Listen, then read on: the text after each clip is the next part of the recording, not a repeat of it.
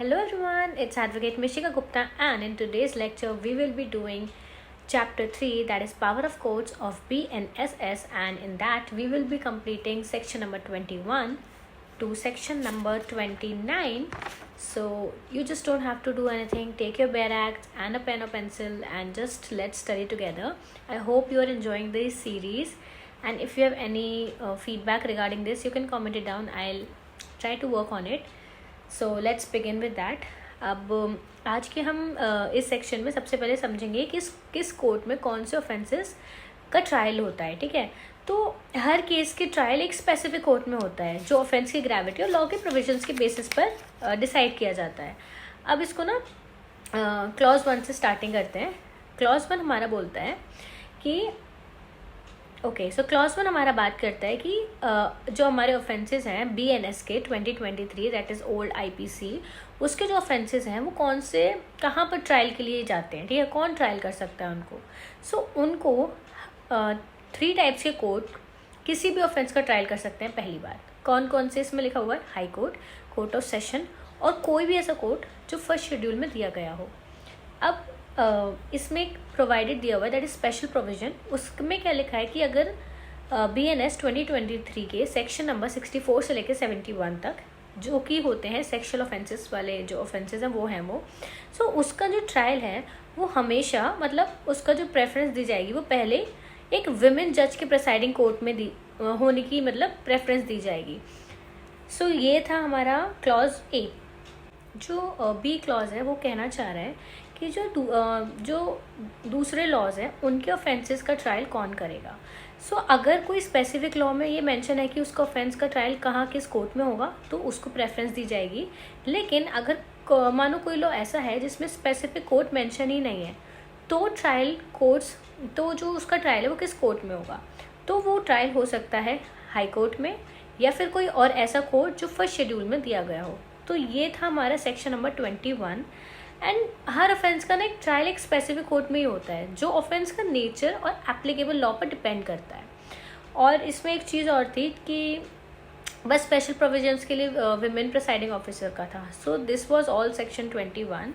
Now let's move on to section number 22. Section number 22 बात करता है sentences which high court and session जजेस में पास.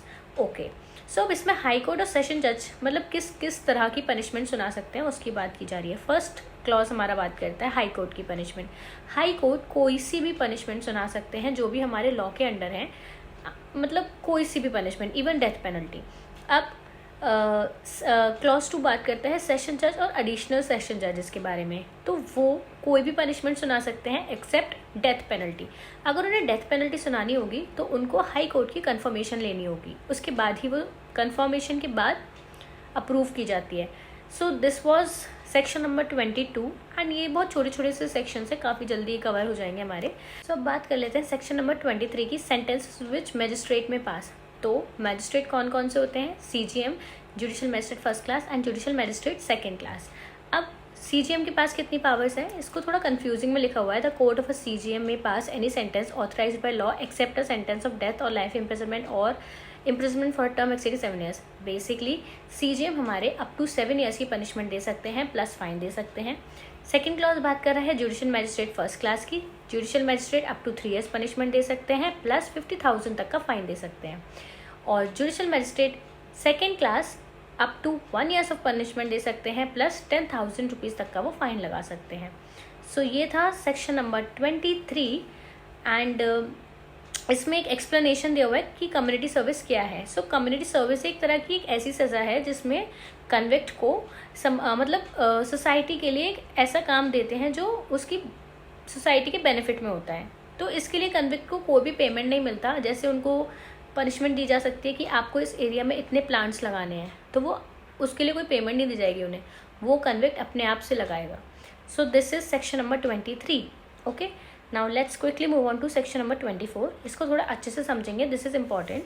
Sentences of imprisonment in default of fine. Basically अगर मानो कोई इंसान फाइन नहीं भरता है, ठीक है, उसके ऊपर फाइन इम्पोज किया गया और वो फाइन नहीं भरता है, तो उसको उस फाइन न भरने की सज़ा में इम्प्रिजनमेंट हो सकती है.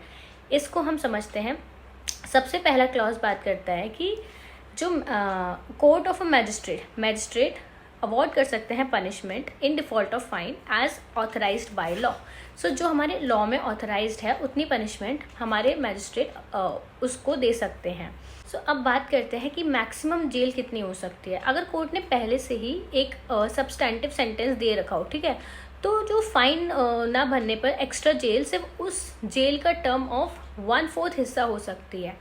ये हमारा क्लॉज नंबर बी बात कर रहा है। एंड ए क्लॉज कह रहा है कि जो मैजिस्ट्रेट अगर किसी इंसान को फाइन ना भरने की पनिशमेंट देते हैं तो वो पनिशमेंट देंगे जो लॉ के अकॉर्डिंग है, और ये जो पनिशमेंट होगी वो मैजिस्ट्रेट के जुरिस्डिक्शन के अंदर होनी चाहिए। मतलब वो मैजिस्ट्रेट की पावर्स को एक्सीड नहीं करनी चाहिए। जो सेक्शन नंबर 23 में हमें पनिशमेंट सिखाई थी कि मैजिस्ट्रेट मानो सीजीएम हमें अप टू 7 ईयर्स पनिशमेंट दे सकते हैं, तो वो उनकी ही लिमिट में पनिशमेंट दे सकते हैं, उससे एक्सीड नहीं करनी चाहिए। पहली तो उन्होंने कंडीशन ये लगा दी। दूसरी कंडीशन उन्होंने ये लगा दी कि जब वो पनिशमेंट देंगे तो सब्सटेंटिव इम्प्रिजनमेंट की 1/4 पनिशमेंट से ज़्यादा नहीं होनी चाहिए फाइन की पनिशमेंट। मानो इसको एग्जांपल से समझते हैं, मानो उन्हें कोई ओरिजिनल सब्सटैंटिव सेंटेंस किसी इंसान को 2 ईयर्स तक का सुनाया है, ठीक है, जुडिशियल मैजिस्ट्रेट फर्स्ट क्लास का ले लेते हैं क्योंकि वो 3 ईयर्स तक की सुना सकते हैं। तो मानो उन्होंने 2 ईयर्स का किसी को सुनाया है प्लस 40,000 का मानो उन्होंने फाइन इम्पोज करा है किसी पे। अब मानो इंसान फाइन नहीं दे पाया, ठीक है, तो क्या होगा, 2 ईयर्स सब्सटैंटिव सेंटेंस है उस इंसान का, तो 2 ईयर्स का 1/4 कितना होता है, 6 मंथ्स। तो वो इंसान 6 मंथ मतलब उसको 6 मंथ तक की एक्स्ट्रा इम्प्रिजनमेंट मिल सकती है, ठीक है। सेकंड क्लॉज हमें ये बताना चाह रहा है। देन हमारा बी क्लॉज हमारा, द सेकंड क्लॉज हमें क्या बताना चाह रहा है कि जो इम्प्रिजनमेंट है वो इस सेक्शन में एडिशन में हो सकती है सब्सटैंटिव सेंटेंस के, ठीक है। तो जैसे सब्सटैंटिव सेंटेंस है तो उसकी जो पनिशमेंट है इम्प्रिजनमेंट फाइन वाली, तो वो इसके एडिशन में भी हो सकती है, टोटल में भी हो सकती है और एडिशन में भी हो सकती है, ठीक है। सो बस यही था हमारा section number 24 which was, I hope आपको समझ आया हो। सो अब बात कर लेते हैं section number 25, sentence in cases of conviction of several offences at one trial. So ये क्या कहना चाह रहा है कि एक ही ट्रायल में अगर मल्टीपल ऑफेंसेस पर पनिशमेंट कैसे दी जाती है, इसको समझते हैं। पहला अच्छे से समझते हैं, ये फर्स्ट क्लॉज बताना चाह रहा है, अगर एक इंसान एक ही ट्रायल में 2 या उससे ज़्यादा ऑफेंसेस के लिए कन्विक्टेड है, ठीक है, तो कोर्ट उसको हर ऑफेंस के लिए अलग अलग सज़ा दे सकती है, पहली बात। दूसरा, कोर्ट ये भी डिसाइड करेगी कि सज़ा जो है उसकी पनिशमेंट है वो कॉन्करेंट चलेगी या कॉन्जिक्यूटिवली चलेगी। कॉन्करेंट और कॉन्जिक्यूटिव का मतलब होता है, कॉन्करेंट मतलब एक साथ, ठीक है, और कॉन्जिक्यूटिव का मतलब एक खत्म होने के बाद दूसरा, एक के बाद एक, ठीक है। अब इसको समझते हैं। और इसमें यह भी लिखा हुआ है कि जो डिसीजन है ऑफेंसेस की सीरियसनेस को देखते हुए लिया जाता है, ठीक है। ऑफेंस कितना उसका सीरियस नेचर में उसका उस पर डिपेंड करता है ये पनिशमेंट किस तरीके से चलती है। एग्जाम्पल से समझते हैं, कॉन्करेंट का एग्जाम्पल लेते हैं। कॉन्करेंट मतलब जो एक साथ चलती हैं पनिशमेंट। अब मानो कोई एक रवि है, उस पर फ्रॉड का भी केस है और चीटिंग का भी केस है, तो फ्रॉड और चीटिंग का केस एक साथ चल रहा है, उसको मानो उसमें दोनों में 3-3 साल की सज़ा मिली। अब कोर्ट ने डिसाइड किया कि दोनों सज़ा अब एक ही साथ चलेंगी, एक साथ का मतलब कॉन्करेंट चलेंगी, तो रवि की जो टोटल पनिशमेंट हो जाएगी वो 3 ईयर्स हो जाएगी, ठीक है। ये थी कॉन्करेंटली। अब इसी एग्जाम्पल की हम कॉन्जिक्यूटिव में पनिशमेंट समझते हैं। मानो उस इंसान को, रवि को ही, अगर कॉन्जिक्यूटिव उसकी पनिशमेंट चलती है तो कैसे चलती, 3 ईयर्स उसकी पहले ख़त्म होती, फिर उसके बाद दूसरी 3 ईयर्स होती, तो टोटल उसको 6 ईयर्स की पनिशमेंट मिलती ऐसे केस में अगर कॉन्जिक्यूटिवली रन होती, समझे। सो ये था फर्स्ट क्लॉज जो आपको समझाना चाह रहा है। अब सेकेंड क्लॉज क्या कह रहा है, कॉन्जिक्यूटिव सेंटेंस में ना कुछ रिस्ट्रिक्शंस लगाई हुई हैं। पहली रिस्ट्रिक्शन, अगर कोर्ट कॉन्जिक्यूटिव सेंटेंस देती है तो उसके लिए ना कुछ रूल्स होते हैं। फर्स्ट रूल कह रहा है कि कोई भी इंसान 20 ईयर्स से ज़्यादा जेल में नहीं रहेगा, चाहे कितने भी ऑफेंसेस हो, 20 ईयर्स से ज़्यादा नहीं रह सकता वो जेल में। दूसरा, जो टोटल पनिशमेंट है वो एक सिंगल ऑफेंस के लिए अलाउड पनिशमेंट से 2 से ज़्यादा नहीं हो सकती। एग्जाम्पल से समझते हैं, मानो रोहन पर 3 अलग अलग केसेस चल रहे हैं, ठीक है, जिसमें उसको मानो किसी में 8 साल की पनिशमेंट मिली, दूसरे में 7 ईयर्स की मिली, मानो तीसरे में 6 ईयर्स की मिली। तो अगर सज़ा कॉन्जिक्यूटिवली होती है तो टोटल 21 ईयर्स बैठ रहा है इसका, लेकिन लॉ के हिसाब से 20 ईयर्स से ज़्यादा पनिशमेंट तो मिल ही नहीं सकती एक साथ, तो इसको रिड्यूस कर दिया जाएगा, अदरवाइज इसको कॉन्करेंटली रन करवाया जाएगा, ठीक है। अब ये था आपका सेकेंड क्लॉज। थर्ड क्लॉज क्या बात कर रहा है, अपील करने पर क्या होता है। इसमें ना अगर एक इंसान अपनी सज़ा के लिए खिलाफ अपील करता है तो उसके कॉन्जिक्यूटिव सेंटेंस को ना एक सिंगल सेंटेंस माना जाएगा, उसको अलग अलग नहीं मानेंगे, उसको हम टोटल सिंगल सेंटेंस में लेकर चलेंगे। मानो एग्जाम्पल से समझते हैं, रोहन मानो 5 अलग अलग केसेस में टोटल 15 ईयर्स की पनिशमेंट मिली है। अब वो हाई कोर्ट में अपील करता है तो हाई कोर्ट इसे एक सिंगल सेंटेंस की तरह देखेगी और फिर एक डिसीजन देगी। ठीक है, सो ये था हमारा सेक्शन नंबर 25। अब बात करते हैं सेक्शन नंबर 26 की। सेक्शन नंबर 26 क्या बोल रहा है? Mode of conferring powers. So basically कौन पावर्स देता है, ठीक है, कौन देता है अधिकार, ठीक है। सो सबसे फर्स्ट क्लॉज बात कर रहा है हाई कोर्ट या स्टेट गवर्नमेंट किसी इंसान को या फिर ऑफिसर को ऑफिशियल पावर्स दे सकती है। और ये जो पावर्स हैं वो 2 तरीके से दिए जाते हैं, पर्सनल नेम से या पोस्ट के पोस्ट के आधार पर दिया जाता है। एग्जाम्पल से समझते हैं, अगर मानो कोई अमित शर्मा है, अब उसको स्पेशल मजिस्ट्रेट का पावर मिला तो ये नाम से अधिकार मिला उसको, ठीक है। अब सभी डिस्ट्रिक्ट मजिस्ट्रेट को एक नया अधिकार दिया गया, मानो ये बोलते हैं, तो यहाँ पर पोस्ट के बेसिस पर मिला कि सभी डीएम को मिल रहा है यहाँ पर। लेकिन अगर मानो एक कोई अमित शर्मा है, उसको स्पेशली एक स्पेशल मजिस्ट्रेट का पावर मिल रहा है, तो यहाँ पे अमित शर्मा को एक नाम से पावर मिला। तो बेसिकली ये ही आपको फर्स्ट क्लॉज समझाना चाह रहा है।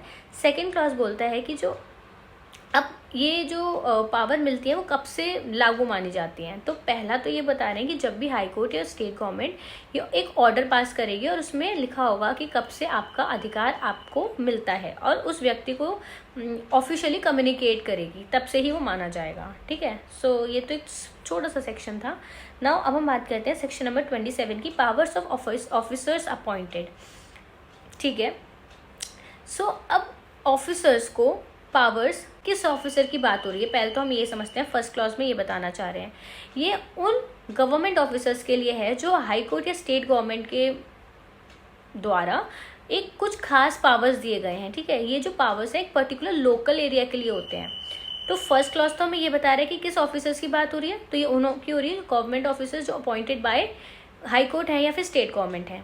सेकेंड क्लॉज बात कर रहा है क्या नए पद पर भी पुराने अधिकार मिलते हैं। मतलब अब इसमें एक चीज़ और बताई गई है कि अब ये अगर कोई ऑफिसर है जिसको सेम नेचर की इक्वल या हायर पोस्ट पर अपॉइंट होता है, ठीक है, और वो बाय डिफ़ॉल्ट उसके जो पुराने पावर्स हैं क्या वो नए एरिया में भी माने जाएंगे। मानो मैं एक एरिया की डिस्ट्रिक्ट मजिस्ट्रेट हूँ, अब मैं दूसरे एरिया में जाकर डिस्ट्रिक्ट मजिस्ट्रेट बनती हूँ, मतलब मैं इस एरिया से हटाकर इस एरिया में अपॉइंट हो जाती हूँ, तो क्या जो मेरे पास इस एरिया के पावर्स थे वो इस एरिया में भी रहेंगे?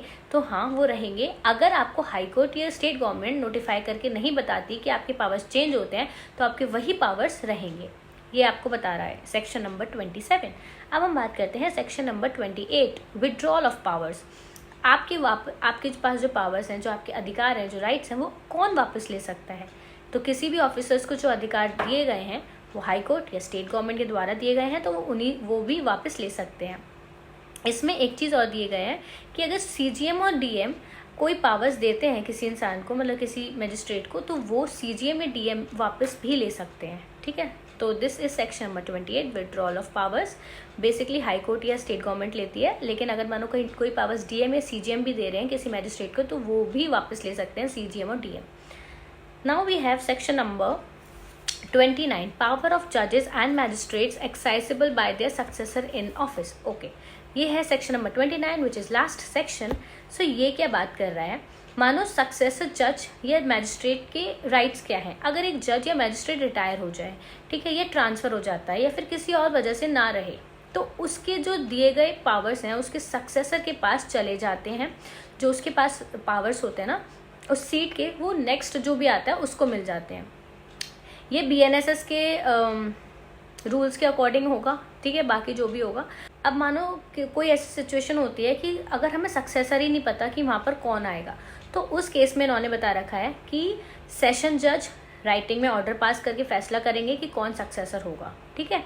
और अगर मैजिस्ट्रेट के सक्सेसर का पता ना हो, ठीक है, तो फिर उस केस में सीजीएम या डिस्ट्रिक्ट मैजिस्ट्रेट राइटिंग में ऑर्डर पास करेंगे कि कौन नेक्स्ट सक्सेसर होगा। So yes, this is all section chapter number 3 and I hope आपको समझ आया हो। आपका अगर थोड़ी सी भी वीडियो इन्फॉर्मेटिव लगी हो, हेल्पफुल लगी हो, तो इस चैनल को सब्सक्राइब कीजिए, अदरवाइज जाने दीजिए। Thank you for watching.